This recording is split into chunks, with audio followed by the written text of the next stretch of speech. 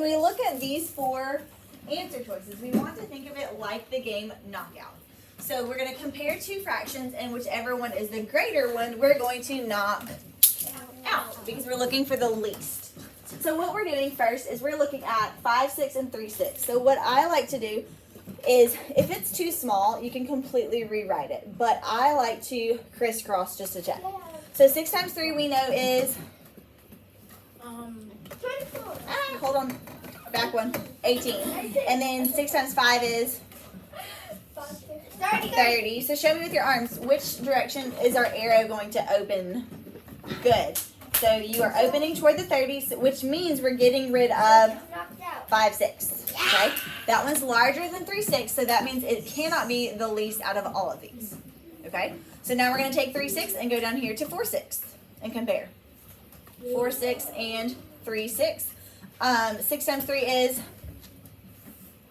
18. 6 times 4 is 24. Which is the larger fraction, 4, 6 or 3, 6? 4, 6 is larger. So what do we do with it? Knock it out because we are wanting the least. Okay? So 3, 6 is still a possibility. So we're going to move it down here to 6, 6. Before we keep going, tell me what you just said, Renee. That's a hole. That's a hole. She's correct. So you can set it up to crisscross it. But if you set this up next to 3, 6, which one is obviously going to be the largest? 6, 6. Because a whole is always larger than a part. So your smallest or the least fraction is what, y'all? 3, 6. 3, 6. Very good. All right. The least fraction, that means the least amount of space it takes up is 3, 6. Okay, let's keep going. Kate compared fractions 1/2 and 3, 6. Kate wrote 1/2 equals 3, 6, and is Kate's comparison correct? How do we prove without just saying yes or no? What can we do, Jamarian? Do the butterfly. Yeah, butterfly. So I'm just going to zoom in a little bit. If it's too small, obviously, to do that in yours, you can always rewrite it. Good. Let's do 2 times 3. 6. 6 times 1. 6. Are they equivalent? Yes. So let's just start with that part. Which answer choices are absolutely not going to be correct? The no's. The no's are not correct because they are equivalent. Okay? I like to get rid of the for sure not answers and then look at the other ones. So yes, because one part is more than 3 parts. No. Friends, what does the sign say? Equal. Okay, so is anything more than the other? No. It shouldn't be. So yes, because 1/2 is equivalent to 3, 6. Yes. So B is your correct answer. Okay, and y'all did a really good job with that one. Okay. All right, which fraction equals 5 wholes? This, first of all, it says select how many answers? 2. 2. We got to pick 2.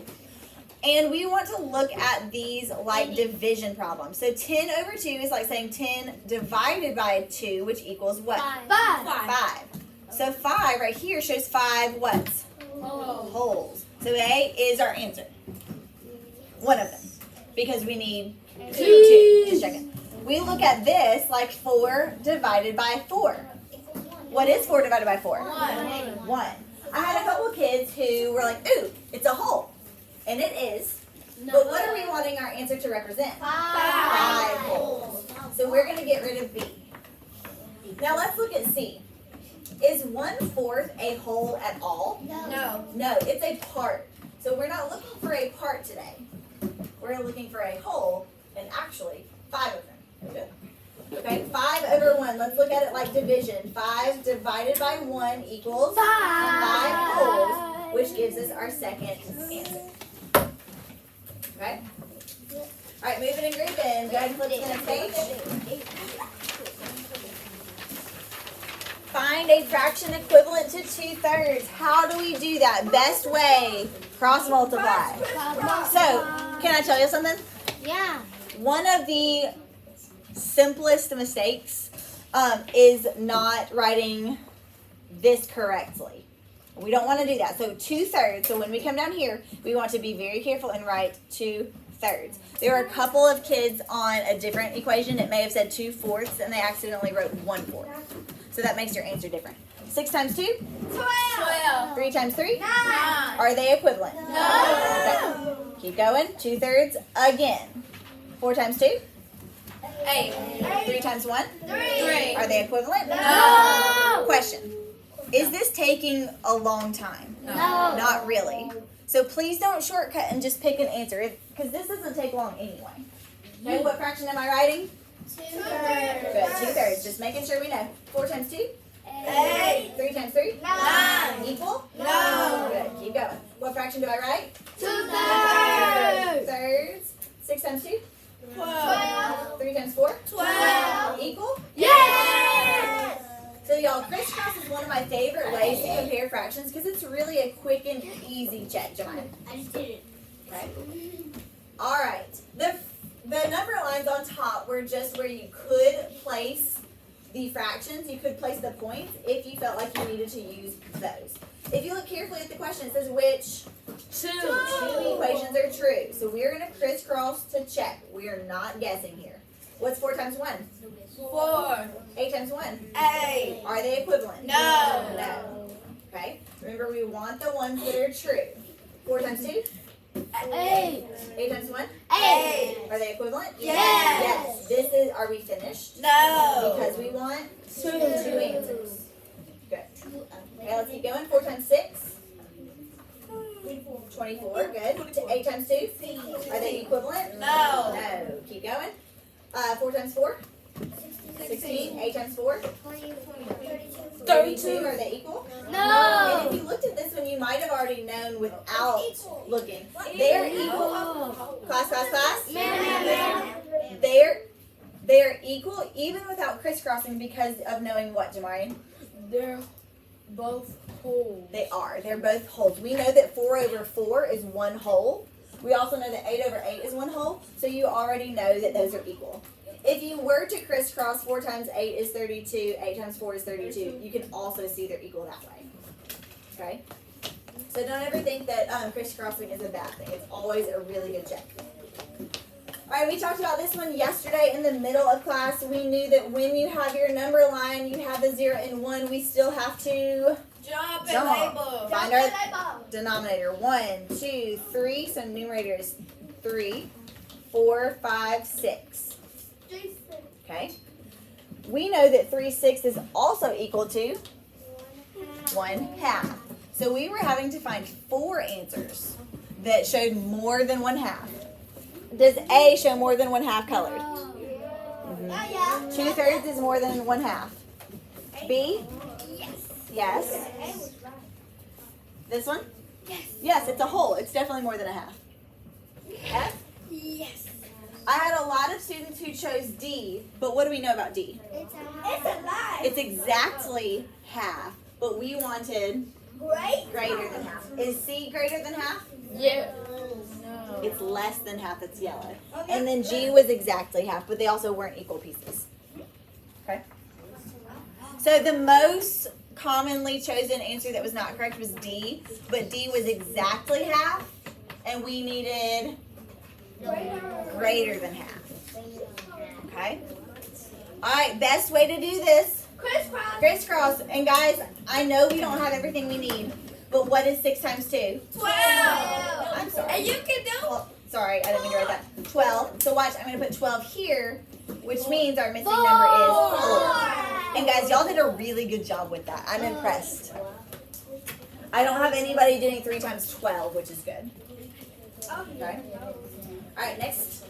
This one was pretty simple as long as you jumped to find your denominator. 1, 2, 3, 4, 5, 6. 6. What does D represent? 6. 6 holes. That means you got 1 half. 6 holes. So that's usually the most confusing. And then this one would be right there.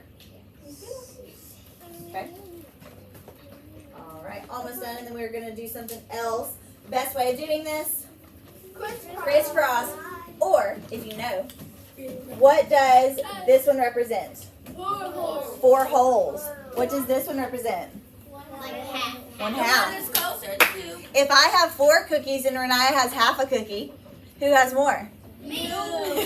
I do. But you can also crisscross. So 1 times 4 is 4.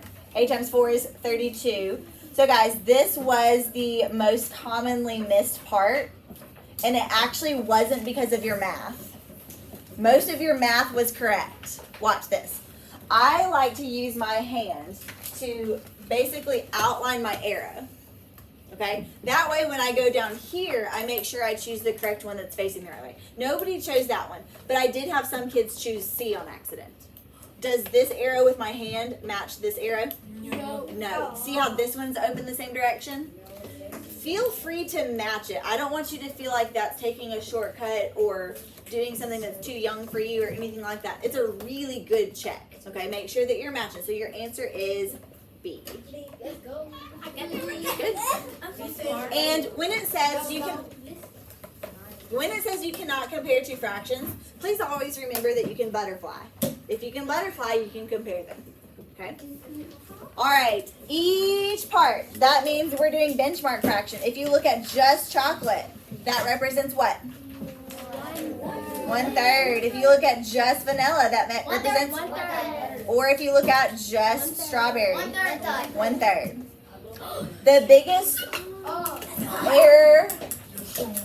The biggest error I saw yesterday was 1/2. And just remember, when you're looking at this shape, stay with me, it's not 1 and the leftover. Okay? It's 1 out of 3 altogether. Okay? Alright, this one was pretty easy as long as you jumped. If you did not, then that did not help. 1, 2, 3, 4, 5, 6, 7, 8. So my denominator is 8, which means this is 1, 2, 3, 4. A is 4/8, which means B is 5/8. So now let's look at our questions. The number line is divided into 8 equal parts. Yes. We've already proven that. So you want to bubble true. Point B, is it 6/8? No. False. Big ball. Each section, that means each one by itself, represents 1/8 of the whole. Yes. That's And point A is at 4/8? Yeah. Also yes. Okay. Y'all did pretty well with the true false boxes on this one too. Okay. Which two fractions are equivalent to whole numbers? First, let's look at this first fraction. What does this say? 1/2. 5/2 a cookie. Did I get the whole thing? No. Let's go ahead and get rid of it. So think practically. 2/6. If I have 2/6 of a cookie, do I have the whole thing? No, I shared. 4/8 of the cookie. I don't have the whole thing because 4/8 is equal to half. 5/5?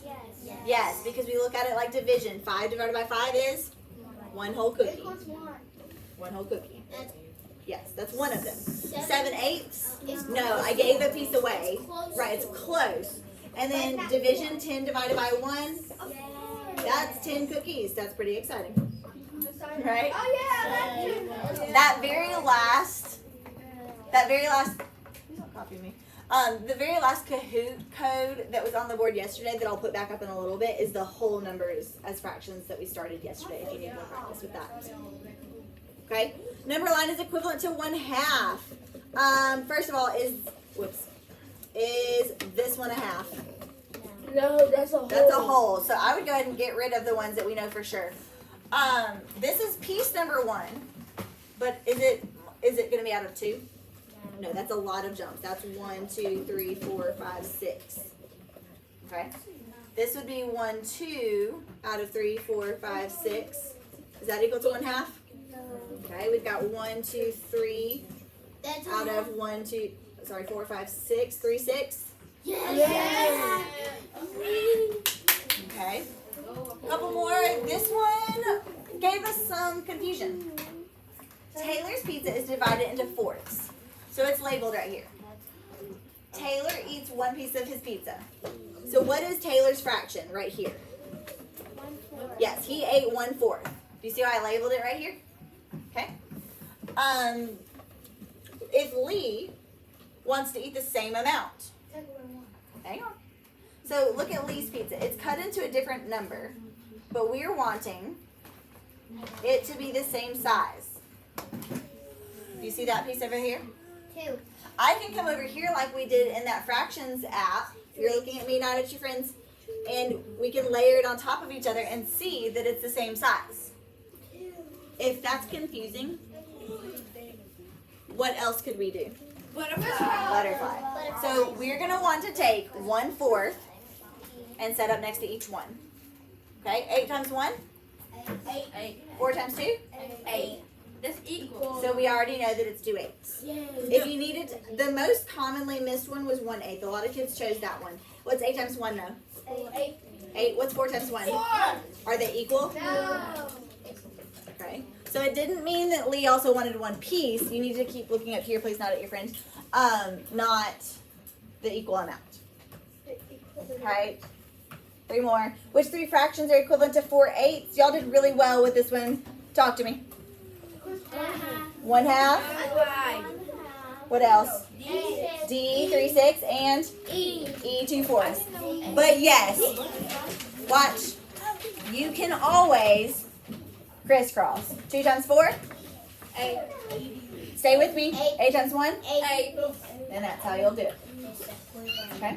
But you do really well with halves. This one was a tougher part. Which expression describes the shaded area? Y'all, when you're doing that, your fraction is supposed to be shaded over total. So how many colored pieces are there? 8. No, 6. How many total squares are there? 8. So what's my denominator? 8. Which denominator should I get rid of? The 6's. Get rid of the 6's because we're not, stop, wait please. Get rid of the 6's because our denominator is not 6. And get rid of Now question, does this match that? No, this if you added it would be how many of them? 2 eighths. So we want 6 eighths.